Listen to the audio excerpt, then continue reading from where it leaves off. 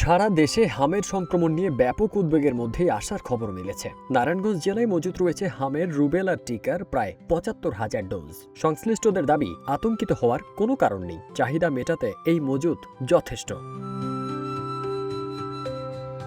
নারায়ণগঞ্জ ১ আসনের সংসদ সদস্য মোস্তাফিজুর রহমান ভূঁইয়া দীপু ১ এপ্রিল রূপগঞ্জ উপজেলা স্বাস্থ্য কমপ্লেক্স পরিদর্শনে এসে সাংবাদিকদের এ তথ্য জানান। তিনি বলেন, অতীতে সময় মতো বুস্টার ডোজ দেওয়া হলে বর্তমান পরিস্থিতি এতটা উদ্বেগজনক হতো না, তবে এখন পর্যন্ত টিকা মজুদ থাকায় পরিস্থিতি নিয়ন্ত্রণে রাখা সম্ভব হবে বলে আশা প্রকাশ করেন তিনি।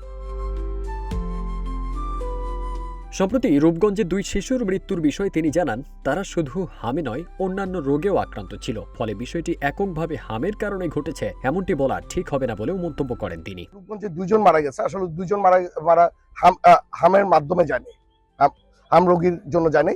একজনের হার্টের সমস্যা ছিল, আরেকজনের ৩বার নিউমোনিয়া হয়েছিল, এই কারণে উনি মারা গেছে। এদিকে হামের সংক্রমণ মোকাবেলায় নতুন উদ্যোগ হিসেবে একটি জরুরি হেল্পলাইন চালুর পরিকল্পনার কথাও জানান দীপু। তিনি বলেন, কেউ হামের উপসর্গে আক্রান্ত হলে হেল্পলাইনে যোগাযোগ করলে চিকিৎসকরা সরাসরি রোগীর বাড়িতে গিয়ে প্রয়োজনীয় চিকিৎসা সেবা দেবেন। হেল্পলাইনের মাধ্যমে যদি কোথাও কোনো বাচ্চাকে দেখা যায় কোনো এফেক্টেড হচ্ছে, তাহলে রূপগঞ্জে যেখানে তারা ফোন দিবে, যে বাচ্চাদের যে মারা ফোন দিবে অথবা প্যারেন্টসরা ফোন দিবে, আমরা ওইখানে গিয়ে বাসায় গিয়ে দেখে যদি দেখি এই ধরনের সমস্যা, তাকে আমরা রূপগঞ্জ হসপিটাল নিয়ে আসার জন্য আমরা এটা ব্যবস্থা করছি।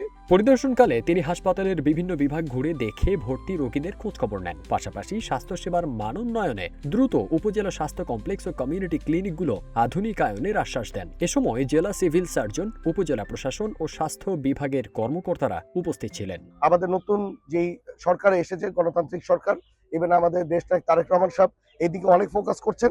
আমি আশা করি ওনার মাধ্যমে আমরা ইন্সপায়ার হয়ে আমরা এই ক্লিনিকগুলো আমরা অত্যাধুনিক একটা বানাবো, আর ওইখানে যাতে ডাক্তাররা সবসময় থাকে, কারণ একটা ওই রকম পরিবেশই করব যাতে আপনার ডাক্তাররা সবসময় থাকতে পারে, ডাক্তাররা যাতে ভালোভাবে ওইখানে যাতে রুগীদের দেখতে পারে, এটাকে ব্যবস্থা করব। আমরা প্রতি মাসে আমরা সবাই ডাটা নিব যে কতজন রুগী এখানে আসছে, ইভেন কতজন রুগীকে তারা রেফার করছে, ইভেন ওইখানে যদি পারে যতটুকু পারে ট্রিটমেন্ট দিবে, ইভেন এর চেয়ে বেশি যদি ট্রিটমেন্ট লাগে তাহলে তারা রেফার করলে আমরা সকলে মিলে ওইটাকে আমরা চেষ্টা করব তাকে ভালো করে ট্রিটমেন্টের আন্ডারে যেতে আসে। আরেকটা যেটা বলছে নো অ্যাম্বুলেন্সের কথা, এটা আসলে আমরা একটা অ্যাপ্লিকেশন নিয়ে আমরা স্বাস্থ্য মন্ত্রণালয়ে আলাপ করবো, যাতে অতি শীঘ্রই যাতে এই অ্যাম্বুলেন্সটা রূপগঞ্জবাসী যাতে পায়।